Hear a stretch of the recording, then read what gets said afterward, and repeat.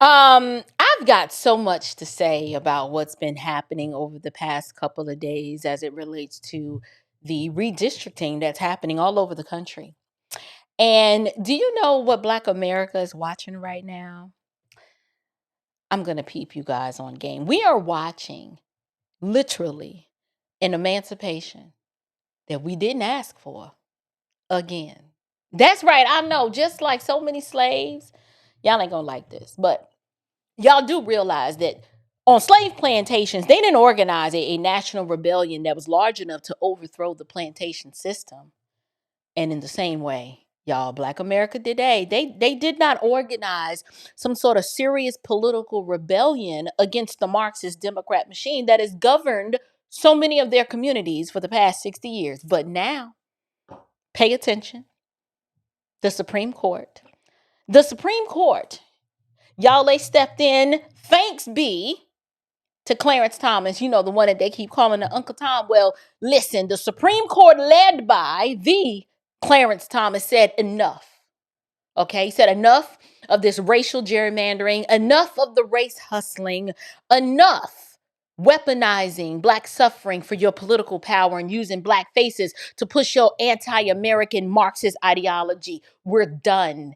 And they, listen, the same people who are out here screaming democracy, y'all, they are now furious because the plantation boundaries, they've been disrupted. Y'all, it's a great day to be an American. Let's get into this.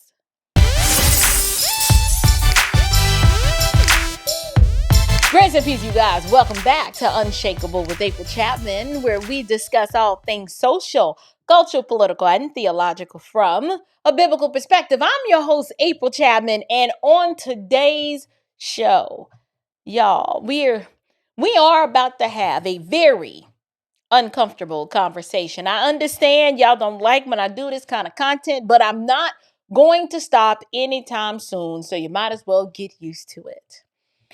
Now, I need you guys to understand something. I want to make sure that I'm being very, very clear.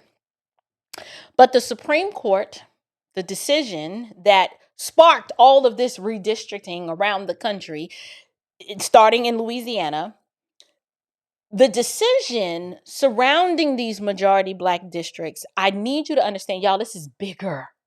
This is so much bigger than politics. What you are witnessing, you are alive to see in real time ideological warfare.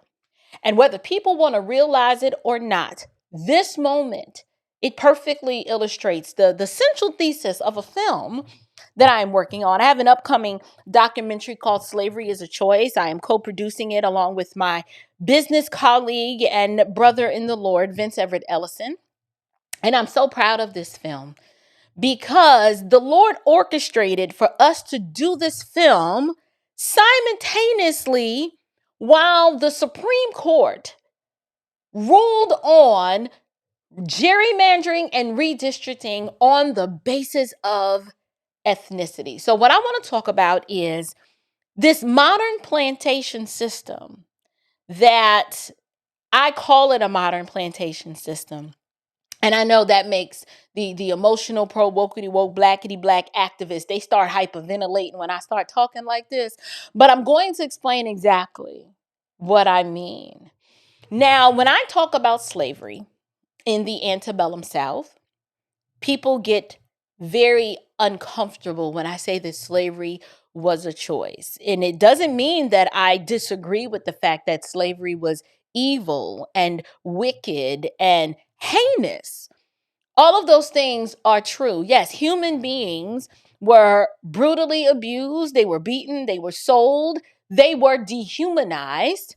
However, just as freedom is a choice, running away is a choice, committing suicide is a choice, slaying your master was a choice, all of these are choices of volition, just like all of those could be considered a choice to choose freedom. I do argue that slavery was a choice then, and slavery is still a choice now. However, once the Republican Party and the Union Army fought this nation to free the African slave from the bondage of slavery, my argument is that a new form of bondage emerged. And this one, it's not bondage by chains. However, it is bondage by ideology. We've seen this bondage through dependency, through victimhood, through political manipulation. And the last 50 years proves my theory to be true. What do I mean? We see Black communities, y'all, they've been trapped under Marxist Democrat leadership for the past 60 years. And what has that leadership produced? I'll tell you, we'll start at the beginning. It has absolutely produced devastation, long-term devastation, while demanding political loyalty in return. All you have to do is look at the outcomes, because the outcomes speak for themselves. They just do. All of this Black representation, it's been void of a righteous standard, and all it has resulted in is just colorful, melanated corruption. Don't believe me? How many Black female Democrats have recently been indicted because of corruption? Where does all of the trillions of dollars go that all of these majority Black districts, they get money from DC and bring it back to their districts, but how much of that money actually makes its way to the actual community to improve the conditions of the community? I've yet to see a majority Black district that flourishes in economic stability, that can boast of academic advancements. Home ownership rates have not increased. In fact, we've gotten worse and we're going backwards, not forward. So the question that nobody wants to ask, and I've been asking it for the last several shows, what exactly did we gain from 50 years of majority Black districts? Let's do the math. $30 trillion in government spending. What do we have to show for it? Well, we've got broken homes, okay? Lots of broken homes, fatherlessness, out of control crime, government dependence, failing schools, illiteracy. I mean, abortion at this point is on an industrial level scale. We've got generations of people who they know how to protest, but they don't know how to build a darn thing. And every single election cycle, we watch the same political machine. They come back to Black America with the same emotional blackmail, saying, vote for us, or those racist white Republicans are gonna come get you. They gonna put y'all back in chains. If you don't vote for me, or if you don't know if you're for me or Trump, you ain't Black. They try to strip you of your ethnicity and your God-given humanity by telling you that if you don't know whether you're for him, Joe Biden or Trump, you're not Black.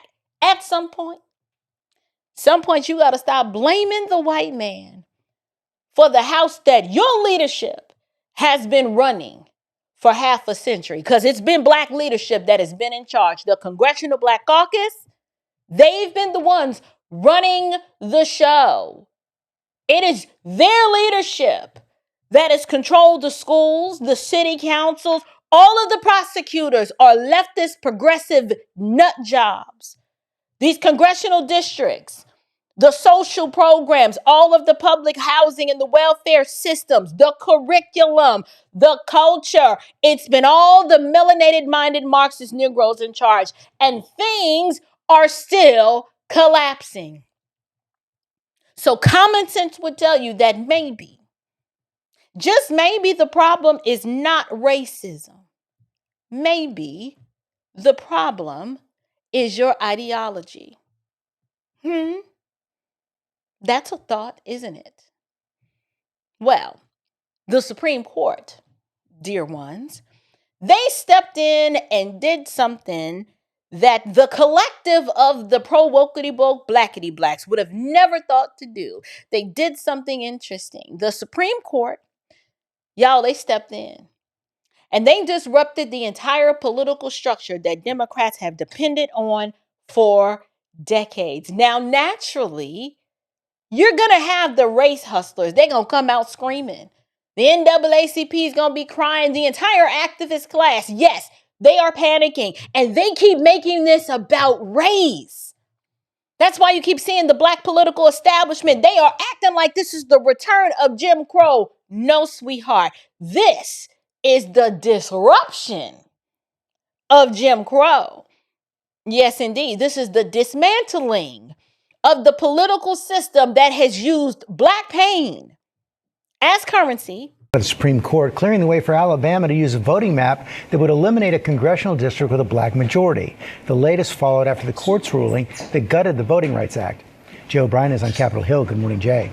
George, good morning to you. A lot of twists and turns, but much of it likely to impact those critical November midterms with control of Congress on the line. So this was a 6-3 Supreme Court decision that has now cleared a path for Alabama to eliminate one of just two majority black congressional districts in that state. Both are represented by Democrats, and it allows Republicans to be in the position of likely picking up one more safe Republican seat ahead of November. It's just the latest in a nationwide firestorm of redistricting that's gripped both Republican and Democratic states, and it comes just about 2 weeks after that major Supreme Court decision that gutted a section of the Voting Rights Act's protections that deal with redistricting by race. The Congressional Black Caucus now says that in the wake of that decision, roughly 19 or so of its members, just about a third of the caucus representing Republican-controlled states like Georgia, Louisiana, South Carolina, and more, could now be at risk of losing their seats this year and again in 2028. Meantime, Virginia, which had a referendum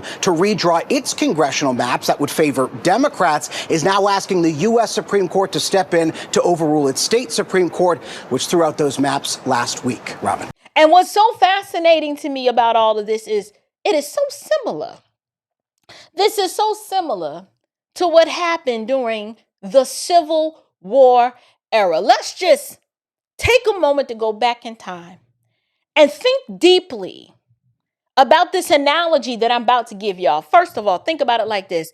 During slavery, the average plantation slave, y'all, they were not organizing military campaigns against the Confederacy. In fact, you had a whole lot of slaves fighting on the side of the Confederacy, not because the Confederacy offered them their freedom in exchange for their military service. They were like, no, master needs your help. And because of the Stockholm syndrome and the love that so many of them slaves had for their master, they fought on the side of the Confederacy. But what we don't understand and what we don't seem to want to remember is that it was Union soldiers. It was the Union soldiers that were actively fighting to defeat the Confederacy, and you had black freedmen and slaves who fought on the side of the Union Army. He was like, listen, if you fight, you can gain your independence, but you got to fight for it. It was Union soldiers. It was white abolitionists, the 54th Massachusetts and other black regiments that actively fought to liberate the black slaves down here in the South. And yes, black Union soldiers. They fought to break the power structure that enslaved them. But guess how this was done? Did we have some major outcry in the antebellum South that said, please, we are giving you guys permission to fight on our behalf? No, that ain't what happened. Emancipation came without their knowledge, their participation, or their permission. Their approval wasn't even needed. It just happened. And next thing you know, the Emancipation Proclamation comes down.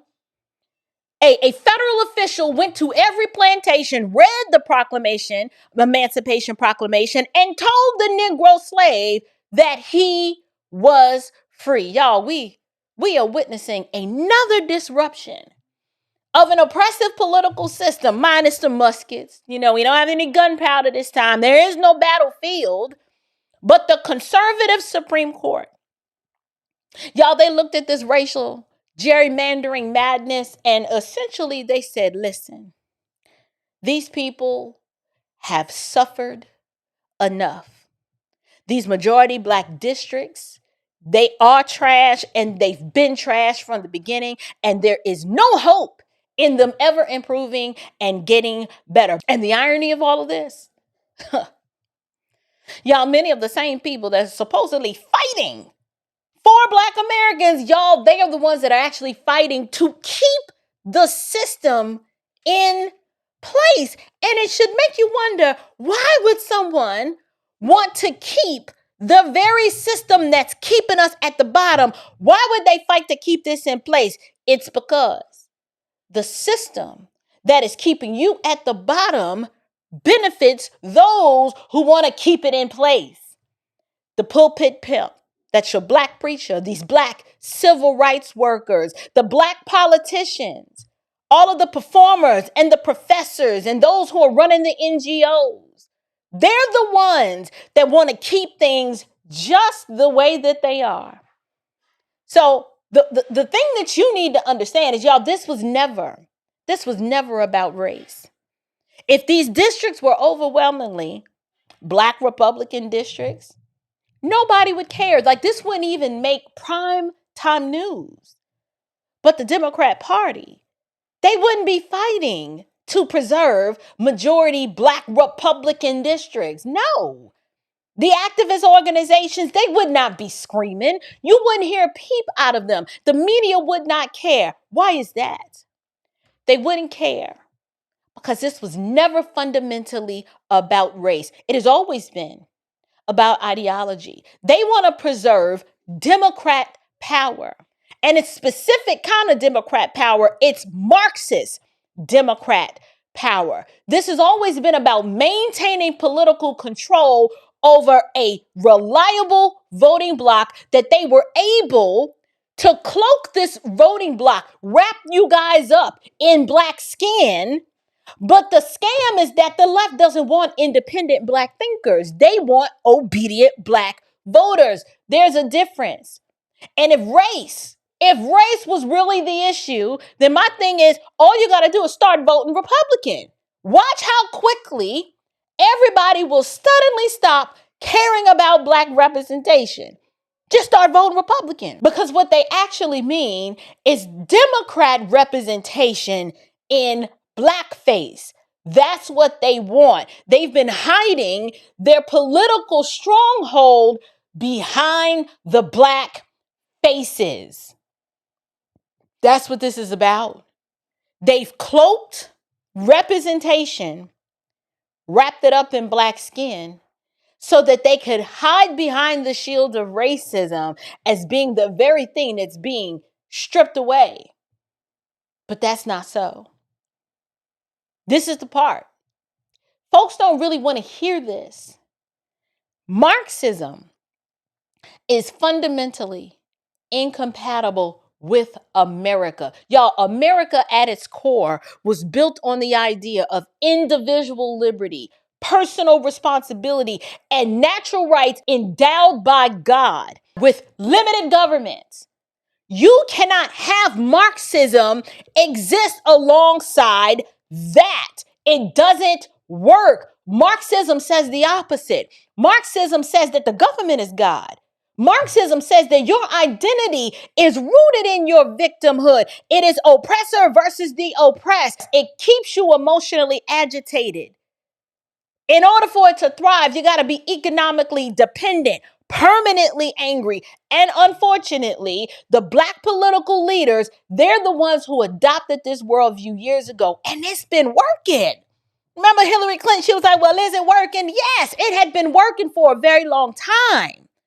But this is why every single issue ends up becoming about race. Every disagreement, it's all about oppression. Every failure, all they can do is talk about systemic racism, and every election becomes an emotional hostage negotiation because they are psychologically enslaving you and you don't even know it. You don't even know it. The chronic victim can never be trusted, says Carl Jung. Because I want you to know that I am more offended as an African-American woman than you will ever be. The chronic victim can never be trusted. The reason we could never be who we wanted and dreamed to be in is you kept your knee on our neck. We could run corporations and not hustle in the street, but you had your knee on our neck. We had creative skills. We could do whatever anybody else could do, but we couldn't get your knee off our neck. The chronic victim can never be trusted. It's a cruel jest to say to a bootless man that he ought to lift himself by his own bootstraps. Stay on your knees. Stay on the plantation, boy. I've decided to be a free man. Slave is a choice.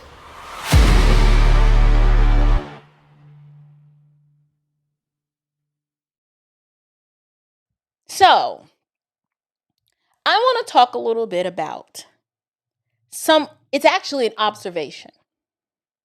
I was thinking about the Supreme Court case and how it's impacted things in Tennessee, how it's impacting things in Alabama, and there are going to be other southern states that follow suit.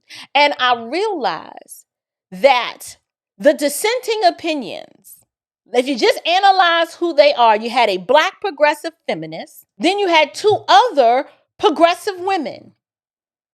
That's three feminists, all appointed either by Obama or Joe Biden.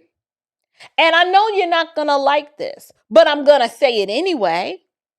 The ones destroying this nation happen to be the ones with a catastrophic worldview for Black America, because feminism disconnected women from the family structure. This is why our outcomes are trash. The worldview that those three Supreme Court justices embody is one of Marxist feminism. And that is the worldview that has caused the most harm to the Black community. It has taught our women to be disconnected from family structure. Government dependency disconnected our men from personal responsibility. And Marxist racial politics disconnected the whole community from the truth about what God has said about them. And now, as a result of all of that feminism with that trash worldview, we now have generations of people who they are so politically loud, but they are spiritually broken. We got Ketanji Brown Jackson, who is about as a brain dead moron as they come, but she is celebrated because she's the first, and she's Black, and she's female, but she's wicked. This is why I am working on the project called Slavery is a Choice, because eventually, y'all, people have to decide whether they want freedom or if they want emotional comfort. And I understand it's a difficult choice for some people because freedom requires responsibility. It requires you to be accountable. It requires you to have some discipline. There's risk involved. Slavery, on the other hand, it only requires one thing: your submission. And many people would rather stay emotionally dependent than to become personally accountable. That is the hard truth. And so before people get offended, you need to ask yourself, if the current system was working so well, why are the outcomes so terrible? Why are the schools failing? Why are the families collapsing? Look at your neighborhoods. Why are they deteriorating? Why are generations trapped in dependency? At what point do we just admit that the leadership failed? It's okay to admit that they have failed, but it is also wise and prudent for us to admit that they're failing on purpose. That was the point, because as long as you're failing, they succeed. And so I know this message is incredibly inflammatory. That's the point. I did that on purpose, because sometimes people are so emotionally sedated that you have to say something super provocative to wake them up. And I believe history is going to look back at this moment very differently than the people do right now. And 20 years from now, people are going to realize that the Supreme Court decision, it was one of the greatest political disruptions that Black America ever experienced. And it was not because it destroyed Black people, no, but it's because it disrupted the machine that's been profiting off of Black people. And maybe, just maybe, y'all, God is allowing the system to be shaken to its core so that people would finally stop worshiping these political idols and start rebuilding their families, start putting their faith in God, start taking some personal responsibility and gripping for dear life to the truth. Because just like freedom is a choice, slavery is too.